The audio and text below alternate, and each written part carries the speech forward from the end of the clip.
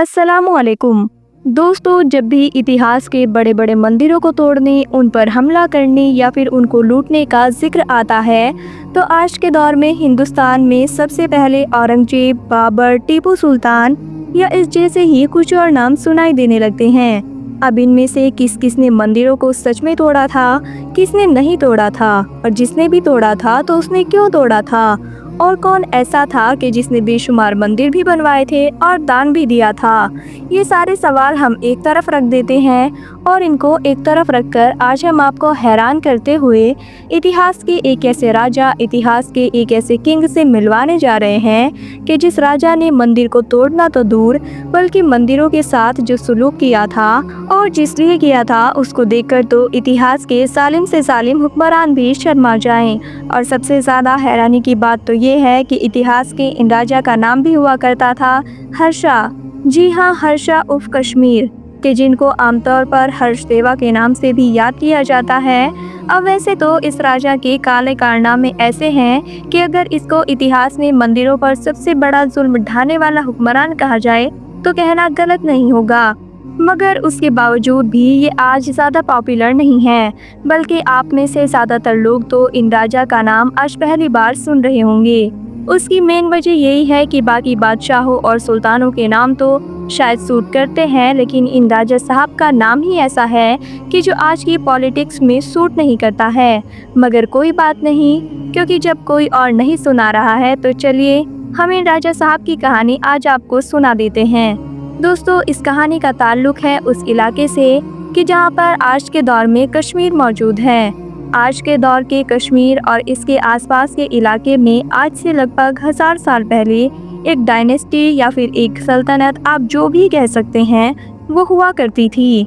कि जिसको इतिहास में लोहारा डायनेस्टी के नाम से याद किया जाता है। इसी साम्राज्य के एक राजा थे जिनका नाम था हर्षदेवा। इन्होंने 1089 में गद्दी संभाली और फिर अगले 12 साल तक लगातार राज करते रहे। लेकिन ये जो राजा थे ये दरअसल फिजूल खर्ची के लिए बहुत मशहूर थे और ख़ास तौर से एक लग्जरी लाइफ, मतलब कि एक आलीशान जिंदगी गुजारने के आदी हो चुके थे। इन राजा के दौर के आसपास में ही एक किताब लिखी गई थी जिसका नाम है राज तरगंडी और जिसको कल्लड़ के द्वारा लिखा गया था। इस किताब के अंदर इस राजा की डायनेस्टी, मतलब कि जो साम्राज्य था, उसके बारे में और ख़ुद इस राजा की ज़िंदगी के बारे में और इसके तौर तरीक़ों के बारे में काफ़ी कुछ डिटेल से बताया गया है। आज जो कुछ भी हम इस वीडियो में बता रहे हैं ये भी इसी किताब से है। हालांकि इस किताब के अलावा और भी कई किताबें हैं जिसमें इन सारी चीज़ों का जिक्र मौजूद है। अब ये राजा साहब की जो फिजूल खर्ची में भी बहुत आगे थे, एक आलीशान, एक लग्जरी ज़िंदगी गुजारने के आदी हो चुके थे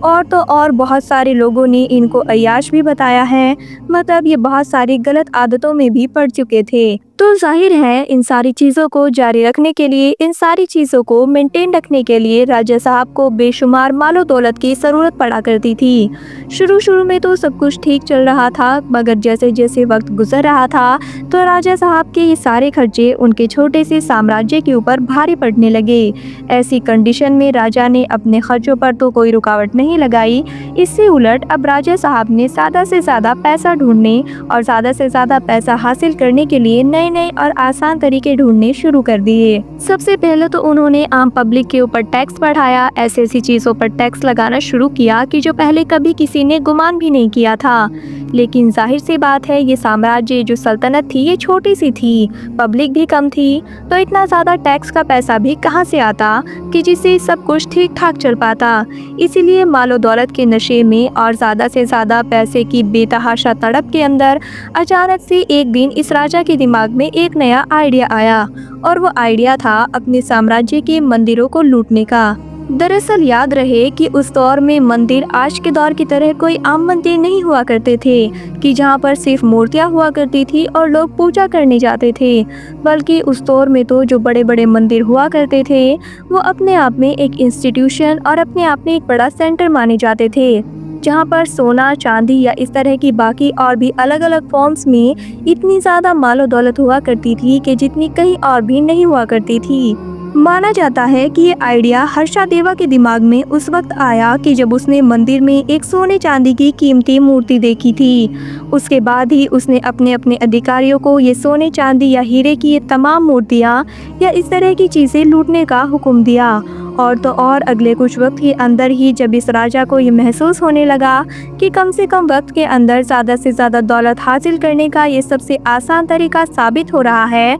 तो फिर उसने इस काम के लिए बाकायदा अपनी सल्तनत में एक अलग डिपार्टमेंट ही बना डाला। मतलब जैसा कि पहले के दौर की अलग अलग सल्तनतों में या आज के दौर में दुनिया के हर देश में होता है कि हर काम के लिए अलग अलग डिपार्टमेंट होते हैं। मतलब कि हिफाजत यानी कि जंग के लिए एक अलग डिपार्टमेंट, फाइनेंस मतलब कि इकोनॉमी चलाने के लिए एक अलग डिपार्टमेंट, एजुकेशन मतलब कि तालीम पर ध्यान देने के लिए एक अलग डिपार्टमेंट। बिल्कुल वैसे ही इस राजा ने एक डिपार्टमेंट बनवाया था कि जिसका काम ही था कि अमीर से अमीर और मालदार से मालदार मंदिरों को सबसे पहले सिलेक्ट करना, मतलब कि उनकी निशानदेही करना और फिर बाद में वहां पर जाकर लूटपाट मचाना। मंदिर में सोने चांदी हीरे मोती से बनी हुई जिन मूर्तियों को लूट कर लाना मुमकिन हुआ करता था, तो ये उनको लूट कर लाते थे। और अगर लूट कर लाना नामुमकिन होता था तो फिर उन मूर्तियों या फिर इस तरह की बाकी चीज़ों को तोड़ दिया जाता था और फिर जो सोना चांदी वगैरह हुआ करता था उसको पिघला कर सिक्कों में या फिर बाकी चीज़ों में बदल दिया जाता था।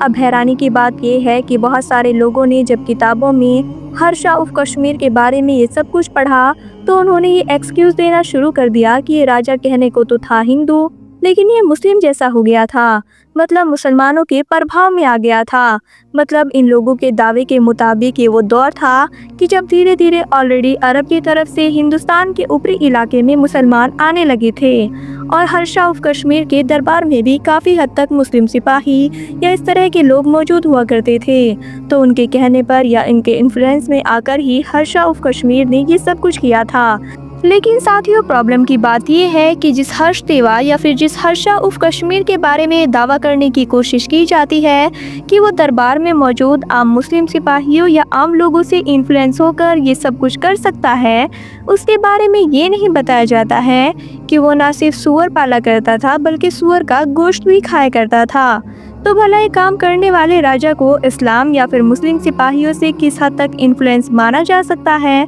और वैसे भी हर्षदेवा ने ये काम बिल्कुल शुरुआत से नहीं किया था, बल्कि उसके शासन का एक लंबा वक्त गुजर गया था और आखिरी दौर में जब उसके इन बड़े बड़े खर्चों का बोझ उसकी ये छोटी सी सल्तनत नहीं उठा पा रही थी, तब जाकर उसने ये सारे काम करने शुरू किए थे। लगभग सभी ऐतिहासिक किताबों से और साथ ही साथ लॉजिक से ये भी समझ में आता है कि कश्मीर के इस हिंदू राजा ने जो इतनी बड़ी तादाद में मंदिरों को निशाना बनाया था, उसके पीछे भी वही रीज़न था। वही वजह थी कि जिस वजह से इतिहास के और भी कई हुक्मरानों ने मंदिरों को इस तरह से निशाना बनाया था, क्योंकि उस दौर में मंदिर आज के दौर की तरह सिर्फ आम मंदिर नहीं हुआ करते थे, बल्कि माल और दौलत इतना हुआ करता था कि माल और दौलत के मामले की समझ से बैंक हुआ करते थे। बाकी आखिर में हम ये ज़रूर जानना चाहेंगे कि आप में से कितने ऐसे लोग हैं कि जो इस वीडियो से पहले ही हर्षा ऑफ कश्मीर यानी कि कश्मीर के इस हिंदू राजा के बारे में जाना करते थे।